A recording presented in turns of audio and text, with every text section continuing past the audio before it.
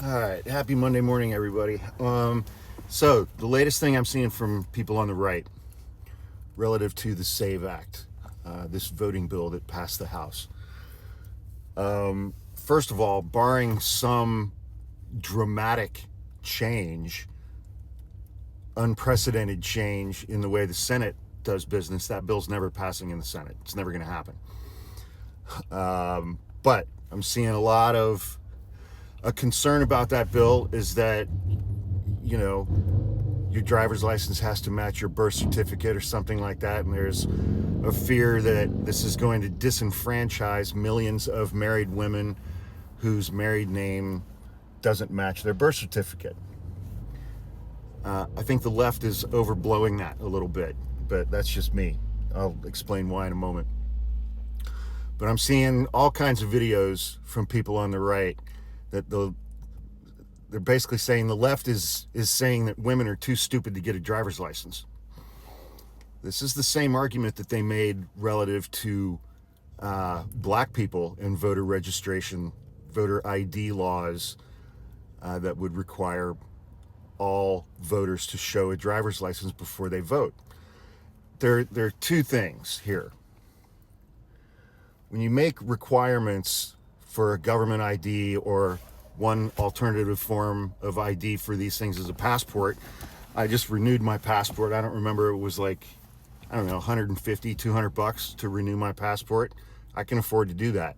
Not everybody can afford to do that. So you're putting up an economic barrier to people exercising their rights. And the argument that I always use with folks on the right is the Second Amendment. Gun owners get cranky if a state passes a law that says you have to pay a $300 registration fee every year for each firearm that you own.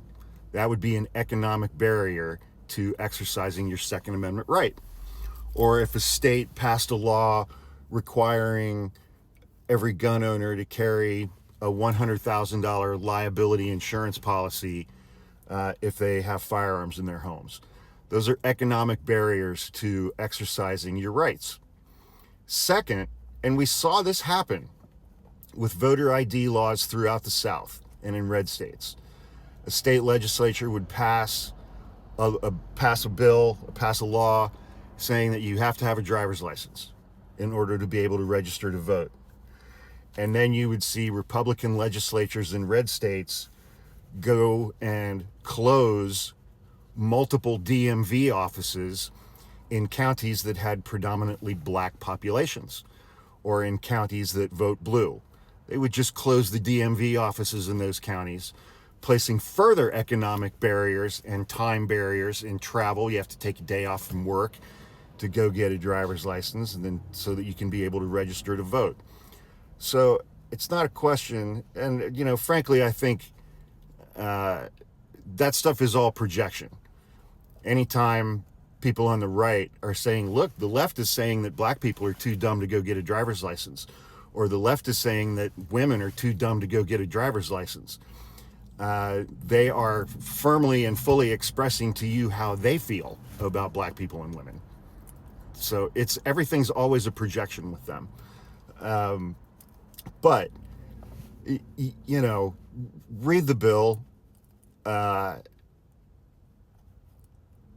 me put it this way. You remember following the 2020 election when the state of Georgia passed their voter restriction law?